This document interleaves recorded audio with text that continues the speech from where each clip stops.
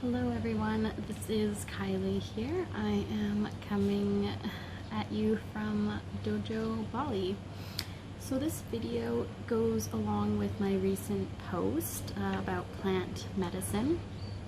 Some of you may know that this is a route that I have taken in the past for my healing journey, and I just wanted to share a little bit about my experience with you, if this is something that you're thinking of doing. I know there's been more and more people really interested in this method of healing, even though it's been around for a long time. They used to use different types of plant medicine and therapy in like the 50s and 60s, and then it was recently banned, but the research is coming back into it now. For instance, there is a company called MAPS, and they've been doing lots of research specifically around like MDMA and treating PTSD, and that has been going very well. I think they're on their second or third clinical trials, so it's getting close to being FDA approved. Also different ones with like psilocybin like mushrooms to help treat depression. They've been doing research with ketamine also. But today I really kind of want to talk to you guys about ayahuasca and a little bit about my journey. I had gone to Peru about 3 years ago, and it was a time in my life when I was really struggling. I wasn't sure if I was going to continue on with my master's. I just finished my degree. I was in a bit of an unhealthy relationship, and I knew I needed to do some healing, but I really didn't have like the money or time or patience to find a therapist. So one of my friends had just gone to Peru, and she was like, Kylie, you should go on this retreat. And I was like, okay. So I just bought a ticket to go to Peru to go do this retreat without knowing really anything that I was getting into, and it definitely changed my life. It was like a really good experience. So yeah, a bit about that. I went there for 10 days by myself to Peru, and the retreat I went to was pretty intense. It was 10 days, but you would spend 10 days, like 10 hours a day, talking to this one shaman that had created it about life and what love is and all that other kind of stuff. So I was on this particular journey. You were given an option to tell your story. So everybody told their story, and the shaman then gave you a question, an intention to kind of take you through your journey. So my intention for the one place was, what is truth to a little girl? And that was pretty difficult for me, and I had absolutely no idea where that kind of question would take me. So the actual ceremony where I was at was a true Shipibo shaman ceremony, and that means that they were singing the Icaros, which I mentioned a little bit in the blog, which is this healing sound. So in the Shipibo tradition, everything is a vibration, everything is a song. So this whole universe is a song, and there's times when there becomes like a disharmony. And so the Icaros will bring back harmony. It is the song of the plants. So and that was a huge healing thing, just hearing Icaros sung into you. It's like they sing into your body, and it unties the kind of energetic knots inside of you. So there was 5 Shipibo shamans in the ceremony. We did it under the full moon, and yeah, that was beautiful. So yeah, my one journey, the second time that I journeyed, the experience was basically, I guess some people would call it like an ego death. So I just had a voice tell me that it was my time to die, and I did not like that.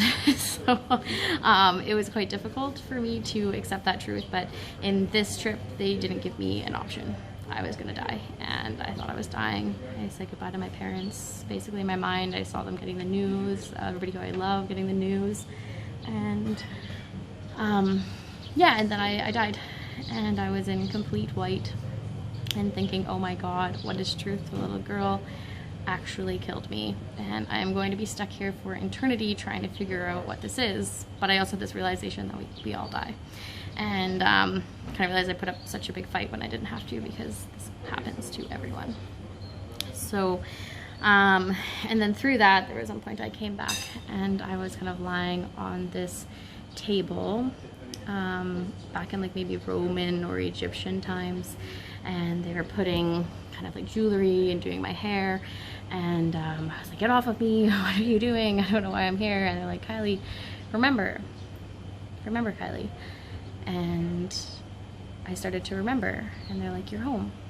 And I started to remember that I was home, and that I had chose my parents and my life on earth, and I chose it to be so difficult because there was special lessons that I wanted to learn and things that I needed to overcome.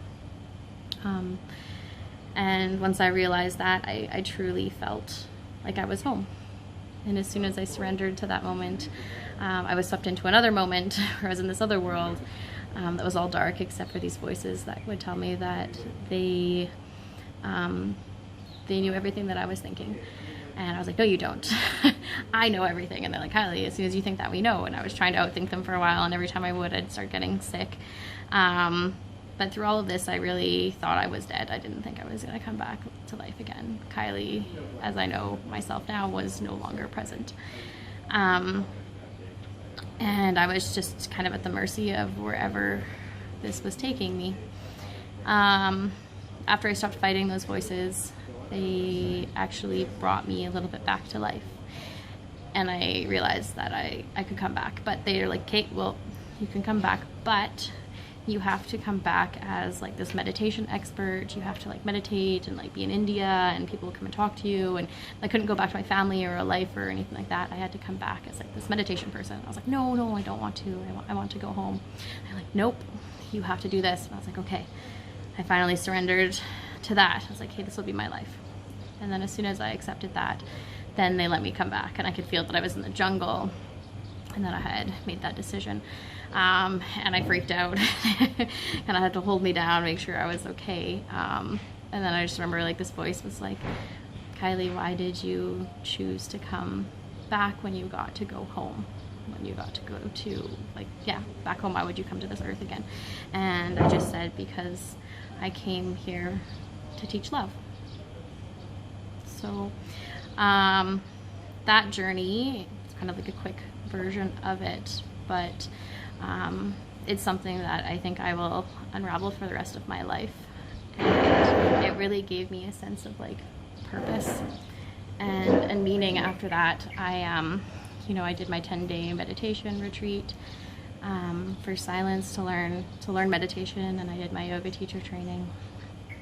And yeah, I put a lot of work. I started my master's. I knew that had to be part of my journey. So yeah, it's interesting to hear everybody's different, what goes on for them. Some of my other friends, they got taken by ayahuasca and shown like different records and times, and some people get to know self-care, some people go through hell, some people, become different things, and it's very unique and different for each person. That time I had no choice. I have sat again recently, and it wasn't that intense, but it also wasn't meant to be. It was sitting with people that sit regularly, and that was a cool experience too. It was back in Canada, and these people were people that sit often, and they're kind of studying shamanism, so they're doing the diet, and they're working with the shaman, and they're learning Icaros. And I knew that I had a bit of a judgment, I think, for people that sit regularly, but I can see the healing potential of ayahuasca, and if you choose that to be your route, then it can be really beneficial. I do think it's great to check into, especially if you're really struggling with trauma or addictions. It can be like getting one night turns into 10 years of therapy, basically. So it really ingrains these new lessons into your life. and it makes it a lot easier to then bring it into your life. And that's something that I talk about in the blog too, is bringing your journey into your life. So how do you take those messages?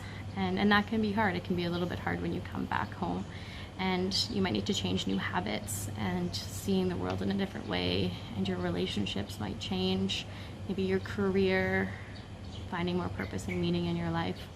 And those can all be really difficult things to do. You can lose friendships, and it can be difficult. So I do really recommend really reaching out to the people that you journeyed with, maybe getting a counselor or coach who's familiar with plant medicine that can help you. And yeah, staying strong, keeping yourself accountable, keeping a journal, starting some new things, meditation, self-care. Yeah, because we don't want to just, I think some people can get addicted to just continuously going back. But it's really, there's no point unless you can integrate it into your life. So really working to integrate those messages into your life. If you're gonna go to a retreat, I really recommend finding one that is going to be safe. Making sure it is a true Shipibo shaman ceremony. I know some people have gone and there's like a band playing, or they've got like some video going, and that all like sucks. You really want to make sure that there's Shipibo shamans that are singing the Ikaros. It really goes along with the plant medicine. You also want to make sure that it's a safe place. There are some people that call themselves shamans, but they're not really shamans, and they could rob you or worse. And yeah, and there's people too that just like buy ayahuasca and they're like, yeah, let's just like do it in the living room. But when you do that, you open yourself up to another world, and that isn't something that should be played with. That is sacred. So there are really good things in this world, but there are also some things that aren't so good, like evil things, and you're opening yourself up into another realm, a cosmic realm, and there are things that might want to come through here. So you could get different entities that will attach to you, and you really want to make sure that you have a true shaman that knows how to clear the space, how to keep negative energies out. If you don't do that, then you could just find yourself getting worse and worse and worse, because you've got these things attached to you that feed off your depression or your anxiety or your pain.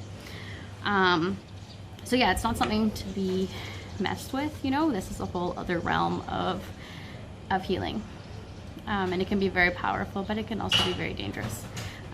Just like anything else, surgeries can go wrong. You can take the wrong medication. Hypnosis can go wrong. You want to make sure that the person that you're putting your life into their hands, that they know what they're doing. Yeah, I think that's about it. If you're going, we have reasons why we want to do this kind of stuff, but really surrendering to the experience, letting go of any expectations, and just trying to be present and trusting and to surrender. That's really important. And having a shaman that you can connect with and talk to is really helpful too. I sometimes get like an intense feeling of anxiety when I do it, and I need to go and talk to the shaman and connect with people. And a really good thing that he told me once was to take ownership of my experiences and my choices.